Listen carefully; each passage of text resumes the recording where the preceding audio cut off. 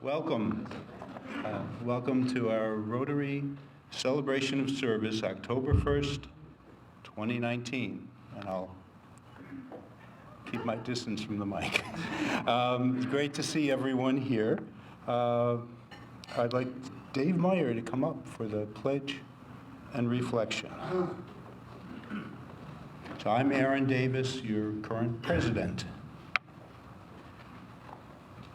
Please join me in the Pledge of Allegiance. I pledge allegiance to the flag of the United States of America and to the republic for which it stands, one nation, under God, indivisible, with liberty and justice for all. You may be seated.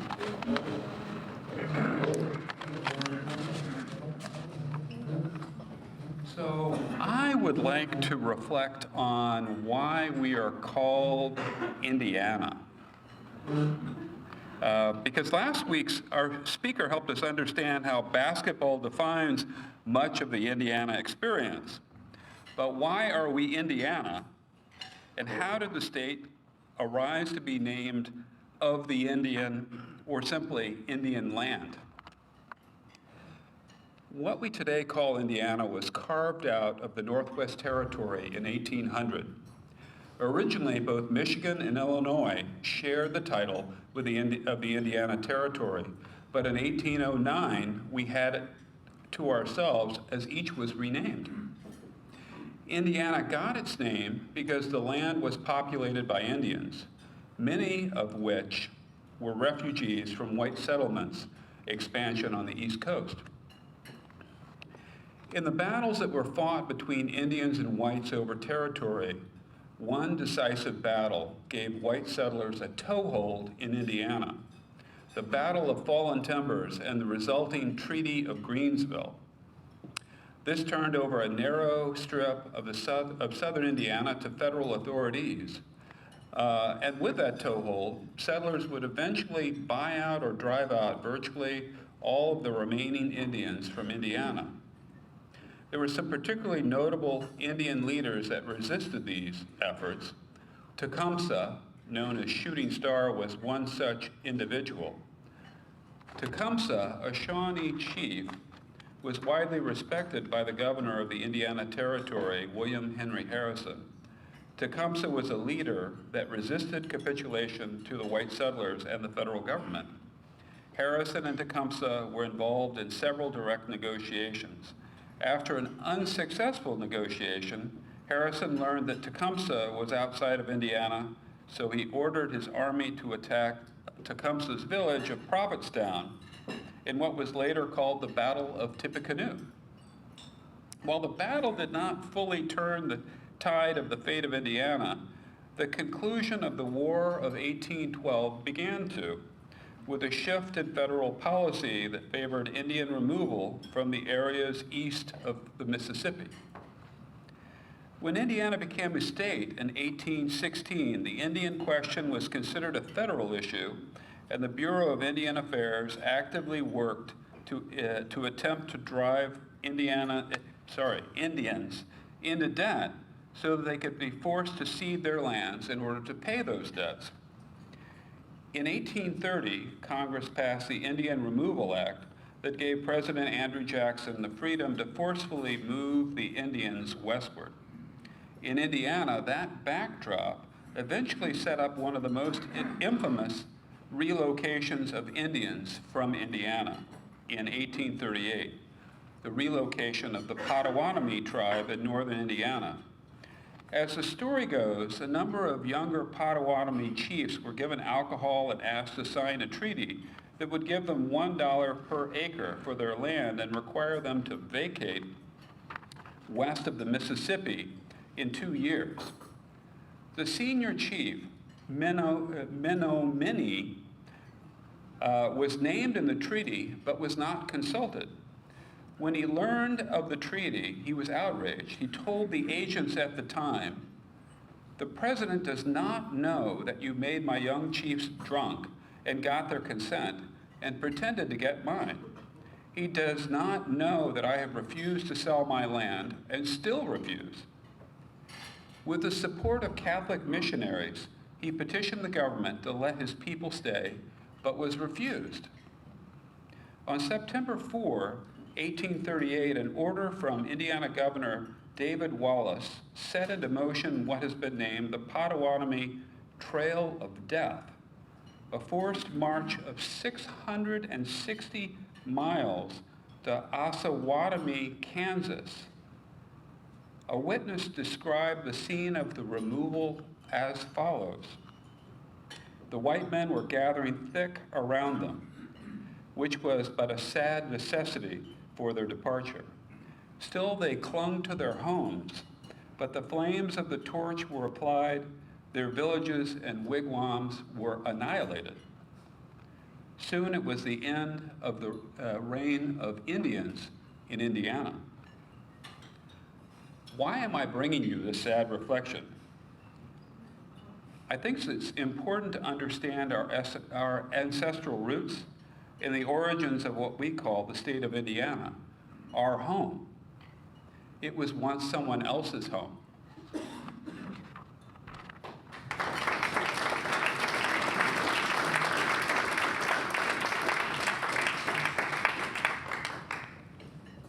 Thank you, Dave. I'd like to acknowledge today's greeter, Martha Foster, photographer Charlie Osborne, Community Access Television Services, and our roundabout reporter, Bill Oates. And I'd like to acknowledge again our gracious food preparers, setup crews, servers, tech support, and other staff and leadership from IMU. Now Bill Perkins will introduce our guests.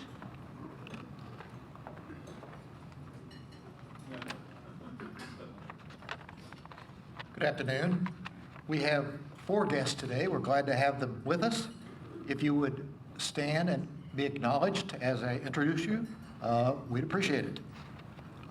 Jay Nelson is a guest of Clint Bow today.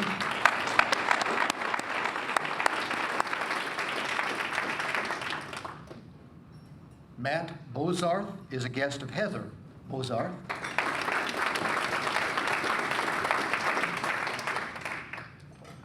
Becky Wan is a guest of Steve Engel.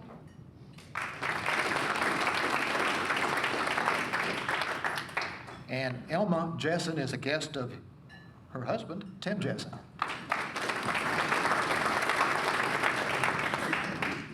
Thank you for being here, and if you have questions about Rotary, please ask anyone at your table. Thank you. Thank you, Bill. And we have two members who are momentarily going to be, two guests who are momentarily going to be members. This week's birthdays, didn't have any. So we got to go out there and get more members, right? Membership anniversaries, Art Omick, number 5, 5th anniversary. Rex Hillary, 8. So congratulations. Rotarians in the news. We have Rotarian Bob Salzberg received the Lifetime Achievement Award from the Greater Bloomington Area Chamber of Commerce.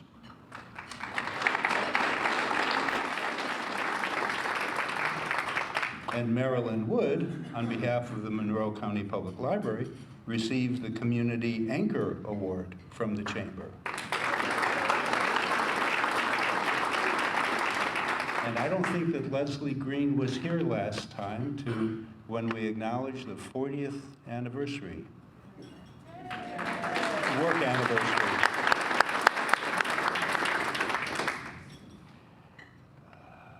And then, now, I'd like Mike Baker to come up and give some special presentations.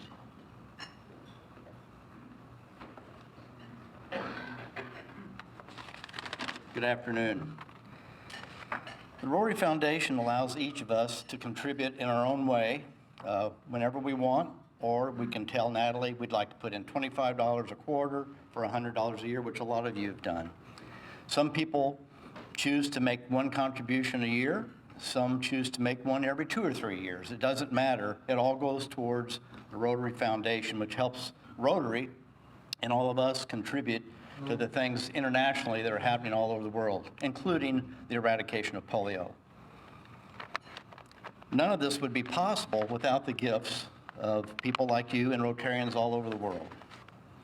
The Rory Foundation recognizes, as you know, a contribution of $1,000 over time for anyone who has contributed on a regular basis, and is also recognizes people that have contributed in other ways, like serving our club, serving on committees, and serving our community. All of these go together and can be recognized by other Rotarians in this club, can sponsor someone and help make them a Paul Harris Fellow. Today, we have 2 members of our club being inducted. I'm not sure how many of you watch the Jeopardy show, but I've always wanted to say this. So I wanted to say Art Olmec and Tim Jessen, come on up.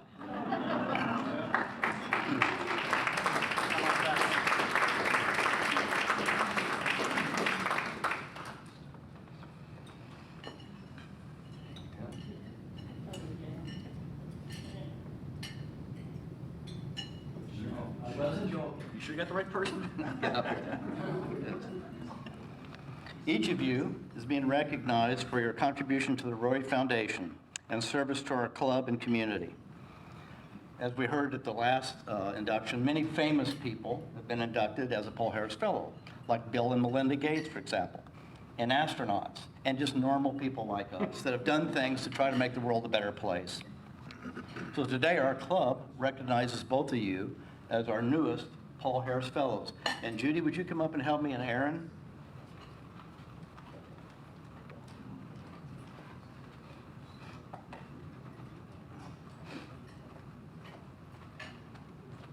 There's one of them. So I want to present you this. Tim? Go ahead, Art. Now the official pinning, right? Maybe. No.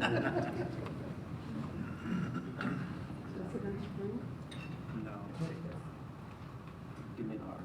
Okay, go ahead. There we go. Okay, Art. And stick me.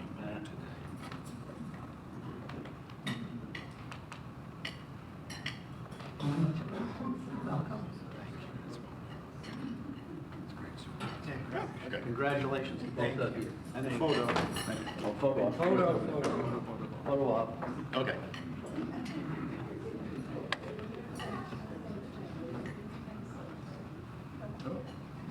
Gotta be smarter Than the smartphone. Yeah. There you go. Gotta do this one more time. Reload the film, huh? Gotcha. Fellow Rotarians, please stand and recognize our 2 new members.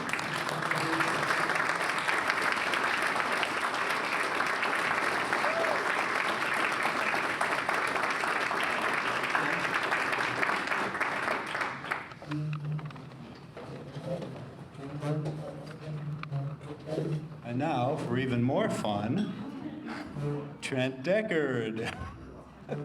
Come on up.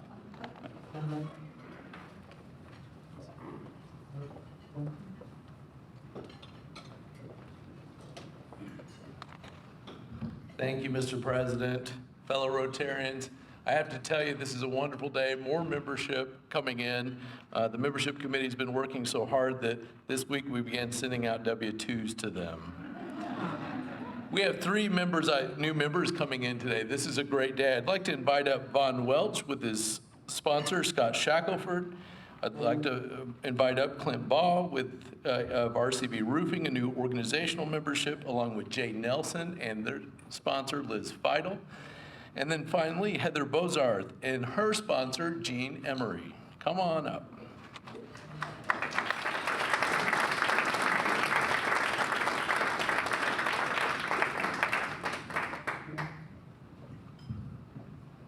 I'll get started with these introductions while we're getting settled up here. We've got a little bit here, so bear with me. This is a wonderful thing for our club. Von Welch is a Bloomeranger, having grown up in Bloomington, and is a proud graduate of Bloomington High School North. He's returning to Bloomington in he returned to Bloomington in 2011 after 23 years in Champaign-Urbana, Illinois, with a computer engineering degree and married to Ruth Eit. He works at Indiana University, where he's the director of the Center for Applied Cybersecurity Research. While spending 6 years on the board of the Unitarian Universalist Church, he found a calling in board work and serves on the boards of the Shalom Community Center, Bloomington Playwrights Project, and the Stages Children Theater. Ruth and Vaughn are dog lovers, currently with a 13-year-old shepherd mix named Emma. Next, we'll turn to our organizational member, RCB Roofing, and Clint Baugh, who's joined by owner Jay Nelson today. First, let me tell you about RCB. RCB Roofing was founded in February of 2013 when owner Jay Nelson saw there was a deep lack of customer service and professionalism in the local roofing market. There was no care given to the client or the employees. Contractors were not responsive and workmanship issues were not addressed. He started RCB Roofing and vowed to live up to these values. The company experienced immediate success and growth. Within 3 years, RCB was the largest residential roofing company in Bloomington. They are RCB, responsive, caring, and veteran-owned. They have a core focus. RCB has received support from the community and its clients, and it is our duty to pay it forward when we can. They truly believe in giving back to the community, such as joining Rotary. They currently offer free gutters to the Teacher of the Year, offer a free roof to a veteran, and have a Correct a Roof campaign where they donate labor and material to families in need. Each year, they aim to add to that list. Clint Baugh, our new member, was born in Bloomington, Indiana on November 3rd, 1982. He graduated from Bloomington South in 2001. He worked as a bartender at night and construction by day until his son was born in 2014. He started with RCB in March of 2016, and here's what he says about RCB. It is refreshing to work for a company that truly cares about its employees and clients, a company that always strives to do the right thing. He's a proud dad to a 5-year-old son, Rylan, currently attending preschool at Templeton, and some of his hobbies with his son are fishing, hunting, boating, camping, and playing sports. And of course, he's a huge IU sports fan. Heather Bozarth works as a mortgage loan originator at German American Bank. She says that she's extremely passionate about helping people navigate home lending. As an employee of German American, Heather also volunteers with the local Builders Association and Mortgage Bankers Association. Although she originally hails from Long Island, New York, Heather considers herself a mountaineer and calls West Virginia her home. After college, she moved to Indiana for work and met her husband of 12 years on MySpace. They like to say that they made internet dating cool. Together, they are raising their 3 daughters on the east side of our city, along with a very high-maintenance pit bull who enjoys wearing sweaters and sunbathing. Heather is a thrill seeker in her spare time. She really loves life on the edge by attempting to garden. She's only killed 1 plant this summer, teaching tap dance at Motion Arts, and exercising at both Iron Pit and Orange Theory. Her family enjoys spending as much time as they can in Miramar Beach, Florida, although this year those trips will be replaced by travel all-star cheerleading and competitions across the country. Here's our ceremony. Vaughn, Clint, and Heather, on behalf of the board and membership of the Bloomington Rotary Club, it is a great pleasure to welcome you as the newest members of our club. We look forward to the fellowship that you will share, as well as your participation in many club projects that make our community, country, and world a better place. Though Rotary is not a political organization, Rotarians are vitally concerned with good citizenship, and the election of strong leaders to public office. While Rotary is not a religious organization, it is built on those eternal principles that have served as a moral compass for people throughout the ages. Rotary is an organization of business and professional people pledged to uphold the highest ethical and moral standards. Rotarians believe that worldwide fellowship and peace can be achieved when people unite with the Rotary motto of service above self. Rotary activities exemplify the charity and sacrifice that one would expect from people who believe they have a responsibility to help others. Vaughn, Clint, and Heather, you've been chosen for membership in the Bloomington Rotary Club because your fellow members believe you to be a leader in our community and because you possess the qualities to champion the message and principles of Rotary. You're a representative of your vocation within our club and community.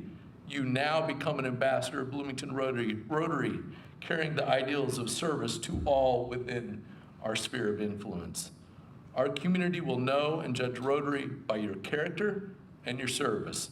We will also look to you for inspiration as we strive to become better Rotarians. I now ask your sponsors to vest you with the distinguishing badge of a Rotarian, your Rotary pin.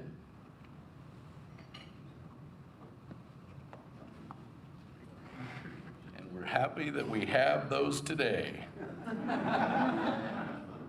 We ask that you wear your Rotary pin with pride, not only to all Rotary functions, but in your many endeavors as a symbol of your commitment to Rotary ideals and our recognition of your contribution towards a better world. Fellow Rotarians, we're ready? We're not ready.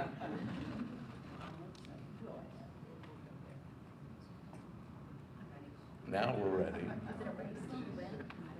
You won. Fellow Rotarians, please rise and welcome our newest Rotarians, Vaughn Welch, Clint Baugh, and Heather Bozarth.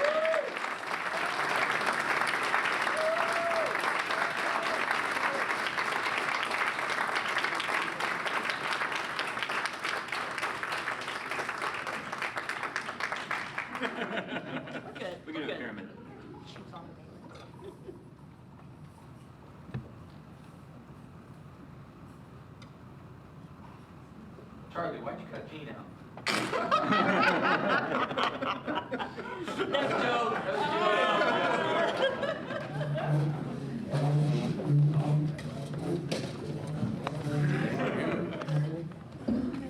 Thank you. My pleasure.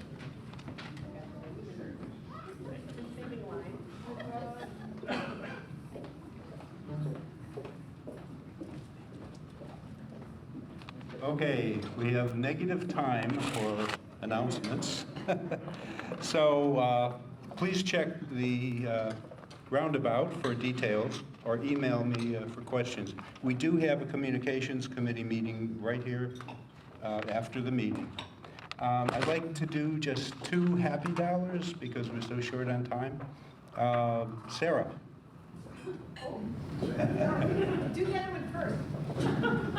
Okay. Okay. Yeah. All right. You might have heard there's a new vaccine for peanut allergies just came out. That's a direct result of the research. My son was doing it right at the Children's Hospital for the past 2 years. So I'm really proud of the little poop head.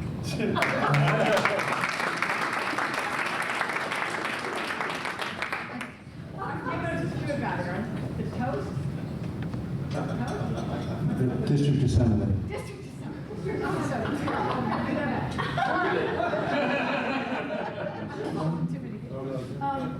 We have a district assembly coming up, and that's our Rotary district, which is pretty much all of southern Indiana. And the great news is that it's here in Bloomington, so it's very easy for us to get to. And it's going to be focused on membership and public relations, public image. So if you're interested in either one of those things and would like to get together with people from other Rotary clubs in our district, this is probably the easiest time you'll ever have to do that. Right. I believe it's October 19th. Right, and contact me for the details. Contact me or contact the Honorable, Right. fill you in and make sure you're registered. Thank you. And now to introduce our program, Steve Ingle. Good afternoon. Back in September of 1980, an organization formed in Northern California called Mothers Against Drunk Drivers, or Drunk Driving.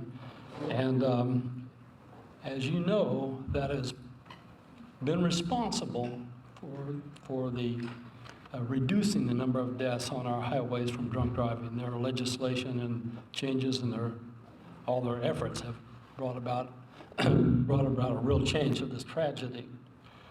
As you also know, during this 10-year Vietnam War, we lost over 50,000 of our young men in that war.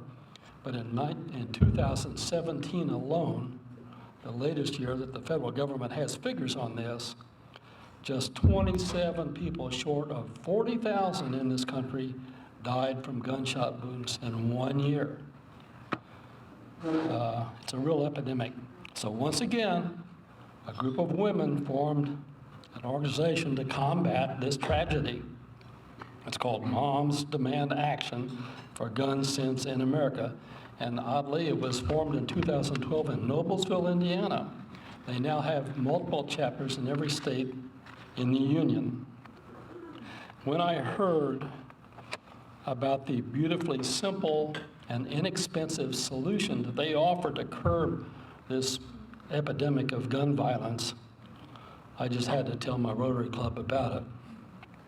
I have no doubt that once their message gets out, it will save thousands and thousands of lives across this country and hundreds of thousands of broken hearts that no doubt accompany that loss of life.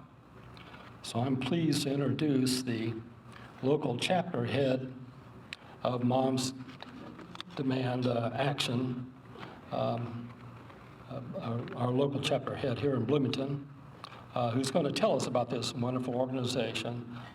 Please welcome Molly Barwick.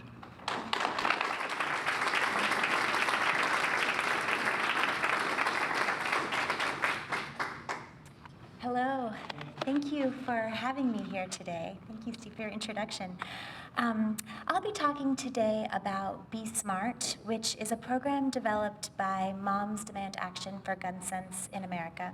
And it brings together parents and all adults who are concerned with children and guns and safety. Joining me today are Rachel Guillermo and Teresa Malone and Kathy Rorick in the back, and they would welcome any questions at the end as well. My name is Molly Barwick. I've lived in Bloomington for 14 years now, and I first became involved in Moms Demand Action right after the shooting at Marjorie Stoneman Douglas High School in Parkland, Florida. My little boy had just started first grade at that time, and instead of reacting in fear for the next 12 years of his education, I decided to educate myself and to take action. Moms Demand Action for Gun Sense in America is a grassroots, volunteer-led, nonpartisan organization that supports the Second Amendment and believes we can reduce the epidemic of gun violence. And as I said, I'm here to share with you today one of my favorite Moms Demand Action initiatives, the Be Smart campaign. And as I said before, the Be Smart campaign works to find commonalities among people on the topic of gun safety. It recognizes multiple points of view, it acknowledges everyone's rights and responsibilities, and it seeks to find common ground. The Be Smart program leaves politics aside, and it asks us to agree on 3 things. Number 1, we all want kids to grow up happy and healthy. Number 2, we each have the right to make responsible decisions about how to protect our homes, our families, and our communities, including whether or not to have a gun in our home. And number 3, if we can prevent even one child gun death or injury, it's our responsibility to do so. So before sharing the scope and the impact of our Be Smart program, I'd like to present the content of the presentation that we've given to so many organizations in our community. The information is heavy, but it's important, and I'm hoping it will offer you some new information and inspire you to take action. So I'll start with the presentation here. Firearms are the second leading cause of death among American children and the leading cause of death among Black children in America. As this slide shows, nearly 1,500 American children under the age of 18 are killed with guns each year. That's an average of 4 children per day. When American children are killed with guns, a majority of those deaths, 53%, are homicide. That's nearly 800 children per year. Additionally, 600 children die by firearm suicide each year, and nearly 100 are unintentionally shot and killed. We know that approximately 4.6 million U.S. children live in households with at least one unlocked and loaded gun. While school shootings and mass shootings typically make the national headlines, the reality is that the children under the age of 13, gun homicide is most frequently occurring in the home. And one study showed that nearly 90% of unintentional shooting deaths and injuries among children under the age of 15 occur in the home. What's more, we know that in incidents of gunfire on school grounds, 78% of the shooters under the age of 18 obtain the gun from their home or the home of a relative or friend. So this is an emotional issue, and we may all come from different walks of life. Some of you are parents, some of you are gun owners, some of you aren't. Some of you may have had personal experiences with guns, and some of you even may have been impacted by gun violence. We believe that most gun owners want to be responsible gun owners. And so we're here today to talk about what all of us, gun owners and non-gun owners alike, can do to make sure that children don't have unsupervised access to guns. I'd like to take a few minutes to talk specifically about what the consequences of unsecured guns looks like. On this slide, you'll see just a few headlines from stories across the country, although we know there are many others that go unreported. Some of you may remember from the news the first story on the top left. In January of 2018, there was a school shooting in Kentucky at Marshall County High School. At least 16 people were shot and wounded, and two of them, Bailey Hope and Preston Cope, were killed. The 16-year-old shooter had gained access to his stepfather's unsecured pistol from his bedroom. The next tragedy took place in May of 2018. A 4-year-old boy from Louisa, Virginia, unintentionally shot his younger 2-year-old brother, Tyson, after accessing an unsecured gun that was kept high in an upper cabinet. The next headline on the bottom left illustrates that when kids are looking to carry guns out of fear, easy access to guns can help facilitate the cycle of violence.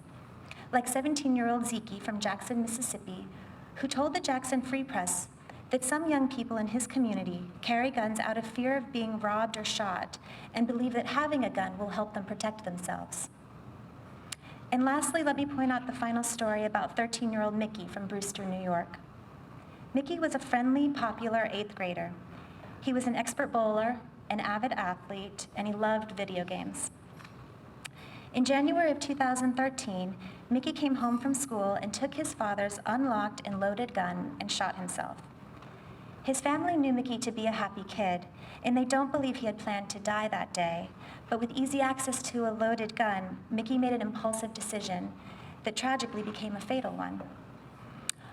All 4 of these stories show the fallout of when young people get their hands on unsecured guns. No story is quite the same, but they're all tragic, and they're all preventable. It's important to remember that even if you are practicing responsible storage, or if you don't have a gun in your home, you can't be sure about others' homes, and you can't be sure how responsible others are being. And that's where our Be Smart program becomes helpful. So what can we do? We can learn to be smart. Let's start with the S, secure guns in the homes and vehicles. 13 million households with children contain at least one gun. And a majority of children in gun-owning households know where those guns are stored. And we already know in incidences of gunfire on school grounds, a majority of shooters under the age of 18 obtain their guns from their own home or those of relatives and friends, like the tragedy that unfolded at Marshall County High School that we talked about earlier. So what do I mean by securing guns? Guns should be stored, locked, and unloaded with ammunition stored separately. Hiding a gun is not securing a gun. And we know that that can lead to tragedy. We talked about the 4-year-old boy from Virginia who unintentionally shot his 2-year-old brother. He accessed that unsecured gun that was hidden high in an upper cabinet. And remember Zeke from Mississippi, who spoke of the complicated safety reasons that push some teens to want a gun? Keep in mind that kids may feel a variety of emotions around guns, from curiosity to fascination to fear. As adults, it's our responsibility to prevent easy access from guns. Research also finds that responsible storage is associated with a decreased risk of firearm suicide and unintentional firearm injury among children. One study showed that households that locked both firearms and ammunition had a 78% lower risk of self-inflicted firearm injuries among children and teenagers, and an 85% lower risk of unintentional firearm injuries. Some commonly used responsible storage practices include a cable lock, or a lockbox, or a firearm safe, as well as storing firearms unloaded with ammunition stored separately. Unsecured guns also contribute to a staggering number of guns stolen each year. An estimated 380,000 guns were stolen from private gun owners every year, and gun owners were 3 times more likely to have their guns stolen if they had carried their gun in the last month.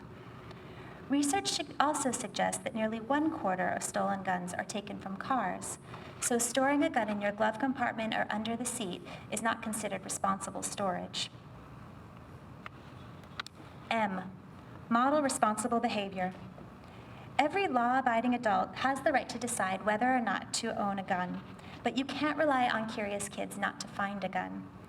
As we saw on the slide before, one study shows that a majority of children are aware of where their parents store their guns, and more than 1/3 reported handling their guns, many doing so without their parents' knowledge.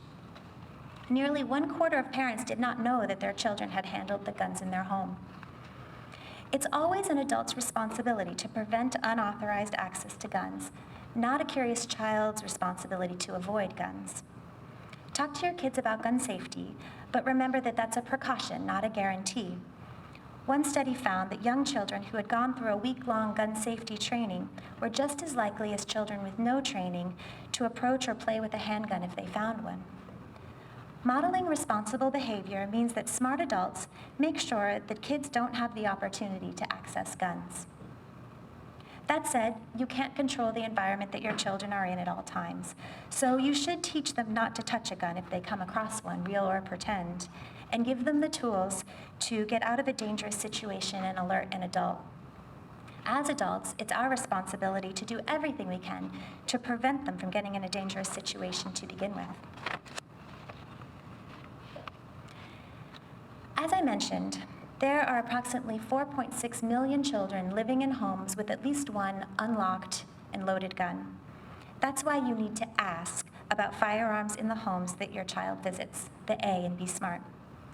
So for all of you parents and caretakers in the room, do you have any questions that you ask when your children go over to someone else's house for the first time?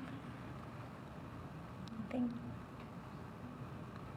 Someone else be there, will an adult be there? Exactly. Will an adult be there? Yeah. I sometimes ask about or tell the other parent about allergies my child has. I ask about pets, those kinds of questions. Asking about guns in the home should be just as natural about asking any of these other safety questions, but it can seem a little awkward at first. So try to make it part of your general conversation and maybe ask via text or email if that seems a little more comfortable. Let's talk about recognizing the role of guns in suicide, the R. Access to a gun can mean the difference between life and death, and we saw that in Nikki's case. As our children get older, you may need to consider taking a look at your storage methods. If you've been using a simple cable lock, you may want to think about getting a gun safe. We all know how curious children can be, and as they get older and more resourceful, we have to act accordingly. Also, if you know a loved one is in distress, you may want to consider temporarily removing a gun from your home. Take this information into consideration. Most people who attempt suicide do not die unless they use a gun. In fact, 85% of suicide attempts with a gun result in death, and that's a much higher fatality rate than any other means of self-harm. If you are considering temporarily removing a gun from your home, how can you do that, or what does that look like? Local law enforcement or some licensed gun dealers or gun ranges may be willing to temporarily store your guns. You could also temporarily store your guns in the home of a friend or a family member, but to mitigate the risk for that friend or family member, you should lock your guns that you're going to transfer and don't give the code or the key. The National Youth Survey conducted by the CDC showed that 17% of high school students surveyed had seriously considered attempting suicide within the last year. One study showed that 41% of adolescents in gun-owning households report having, quote, easy access to the guns in their home. As we discussed earlier, research shows that responsible firearm storage is associated with a decreased risk of firearm suicide. We have handout materials in the back as well with more information about how to get help if you do recognize these and other warning signs, and that includes the suicide prevention hotline. Tell. That's the power of Be Smart. We have heard from people that because of Be Smart, they know to ask about the presence of guns before their children go to other people's homes. That they've talked to family members about guns in the homes when they've recognized the role of guns in suicide. And that gun owners are modeling responsible behavior as a direct result of Be Smart. So, who will you tell to be smart today? Secure, model, ask, recognize, and tell. So what I just shared with you there is the same message that's been shared with communities across the United States. And here locally with our chapter, our outreach has increased greatly in the past few years. We've worked to create partnerships to strengthen our message even further, though. Last year, we partnered with the MCCSC schools that led to the Be Smart message being shared with parents at every school within the corporation. We're continuing this outreach, so by the end of this school year, we will again have presented or tabled at every MCCSC school. We've recently created a partnership with IU Health Riley Physicians. And as I mentioned in the presentation, firearms are the second leading cause of death among American children and the leading cause of death among Black children in America. And our pediatricians in Monroe and in the surrounding counties recognize this crisis and have asked our chapter to help educate nurses and doctors so they can relay this important information on to parents. We hope to also start supplying Riley Physicians Safety Store with gun locks so parents can quickly respond to their children's doctor's recommendations. In addition to offering information, the Be Smart program gives resources to our community. We have pamphlets on how to talk to teens about gun violence. We give parents examples of how to have conversations with other parents about the presence and storage of guns in their homes. We tap into the extensive and rigorous research on gun violence done by the organization Every Town for Gun Safety to share with concerned citizens. And we give away gun locks to people who hear the Be Smart message and realize they need to take action to safely store their guns right away. In the 2018-2019 school year, we gave away approximately 75 to 100 locks. And so far this year, we have handed out 10 locks to people who have voiced a need for one. I'm pleased with the extent to which our chapter has shared the Be Smart message, but we are always looking to expand, and I'd welcome any suggestions that you may have to help us with this.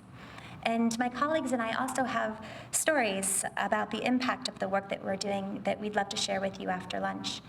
But for now, if we have time, I'd like to take some questions. Take You say you're nonpartisan, you're attempting to do you have any position on those who feel that guns should not be in schools against those who say if teachers had guns, that would be safe? Mm-hmm.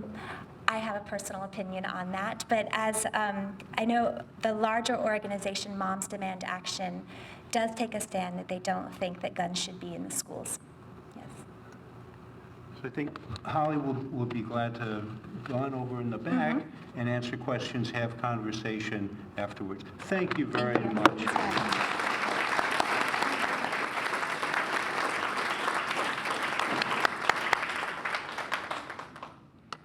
Well, next week, October 8th, we'll be in the Frangipani room again, right here, to hear a bit of Dewey's and Mary Ellen Jones on pathways to employment for people with disabilities. We'll also have a short presentation by civic champs on how you can use your cell phone to easily register your community service hours with Rotary or other organizations. Watch out for the instructions that Natalie will be emailing to you for downloading the app on your phone. Let's see, thought for the week. To replace the old paradigm of war with a new paradigm of waging peace, we must be pioneers who can push the boundaries of human understanding. We must be doctors who can cure the virus of violence. We must be soldiers of peace who can do more than preach to the choir. And we must be artists who will make the world our masterpiece. So please rise and let's recite the four-way test. Of the things we think, say, or do, first, the truth. Fair to all concerned. Third, build goodwill, better friendships. Fourth, beneficial to all concerned. And fifth, is it fun? Thank you.